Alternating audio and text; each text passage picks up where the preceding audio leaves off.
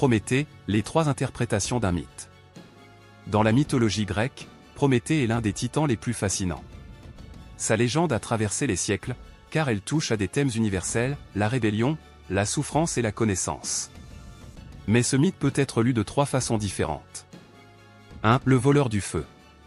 Prométhée est célèbre pour avoir volé le feu aux dieux de l'Olympe afin de le donner aux hommes. Grâce à ce don, l'humanité a pu cuisiner, forger des armes, bâtir des cités et se protéger du froid.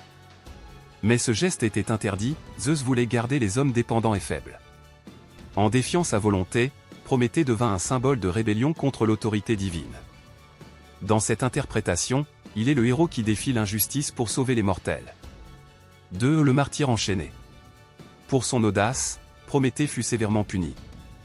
Zeus l'enchaîna à un rocher, où chaque jour un aigle venait dévorer son foie, qui repoussait sans cesse. Ce supplice éternel incarne la souffrance des rebelles qui osent défier le pouvoir. Dans cette lecture, Prométhée est une figure tragique, il paie un prix immense pour un acte de générosité. Il devient le martyr de l'humanité, portant seul le poids de sa liberté. 3. Le messager de la connaissance. Au-delà du feu matériel, certains voient dans le don de Prométhée une métaphore de la connaissance.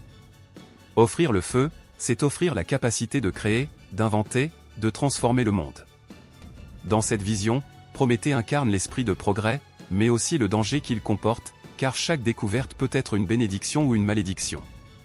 Ici, le mythe devient un avertissement, la connaissance libère, mais elle exige responsabilité et sagesse.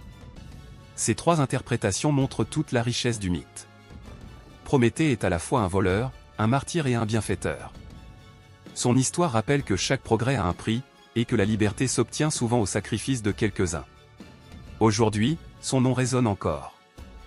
Dans la littérature, la philosophie et la science, il est cité comme un modèle de rébellion, de souffrance ou de création. Le feu qu'il a donné brûle toujours, dans nos foyers comme dans nos esprits.